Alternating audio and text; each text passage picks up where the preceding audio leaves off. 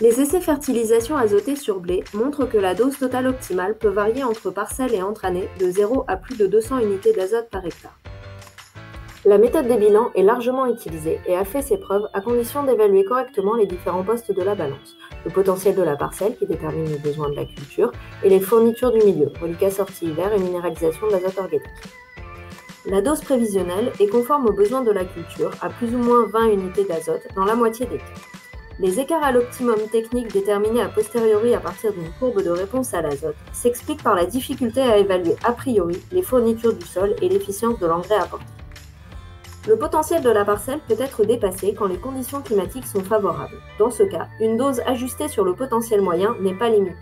Inversement, une année défavorable pénalise la valorisation de l'azote et il n'est pas toujours possible de faire des économies, alors que le rendement objectif n'est pas atteint.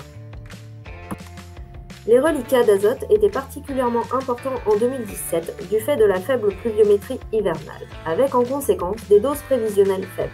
Les essais ont montré que la méthode du bilan restait pertinente dans ces conditions inhabituelles. La minéralisation peut être très variable entre parcelles selon le type de sol et leur historique. Cette estimation est plus délicate sur les parcelles qui reçoivent fréquemment des apports d'engrais organiques. En conditions d'excès d'eau prolongée, l'écart moyen entre dose d'azote prévisionnelle et dose optimum est de 28 kg. Cet écart est beaucoup plus faible en situation sans excès d'eau. La méthode du bilan a tendance à sous-estimer les besoins en situation hydromorphe. La performance économique de la méthode du bilan s'apprécie dans deux situations différentes. Une rémunération modérée de la qualité des grains ou une rémunération plus élevée. Ces histogrammes représentent les différences de performance économique entre la méthode des bilans et l'optimum technique de rendement pour un taux de protéines à 11,5%. La méthode des bilans ne tient à l'heure actuelle pas spécifiquement compte d'un objectif protéine différencié. Les barres centrales illustrent les situations avec une performance économique de la méthode des bilans proche de celle de l'optimum technique. Celle de droite illustre les situations pour lesquelles la méthode des bilans est économiquement plus performante que l'optimum technique. Celle de gauche illustre les situations opposées. Dans 31% des cas, la méthode du bilan prévisionnel, sans pilotage pour réajuster la fertilisation, conduit à la même performance économique que l'optimum technique. En 27% des cas, elle conduit à une perte de marge et dans 40% à de meilleurs résultats économiques. Lorsque la qualité des grains est plus fortement prise en compte dans le prix des céréales, les résultats deviennent 33% des cas avec des performances économiques similaires, 43% avec une perte de marge et 23% avec de meilleurs résultats économiques.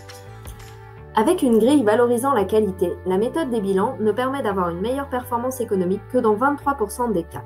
Un des facteurs explicatifs est la prise en compte partielle de l'objectif qualité avec la méthode des bilans actuelle. Une piste d'amélioration est l'intégration d'un coefficient de besoin différencié, le BQ. La méthode du bilan reste la première étape du raisonnement de la fertilisation azotée. Pour affiner et ajuster aux conditions de culture, il est possible d'utiliser des outils de pilotage en végétation. Drones et satellites permettent aussi de mettre en évidence les hétérogénéités de la parcelle pour moduler les apports. Prochainement, le recours à des modèles dynamiques permettra d'ajuster les postes du bilan en cours de campagne.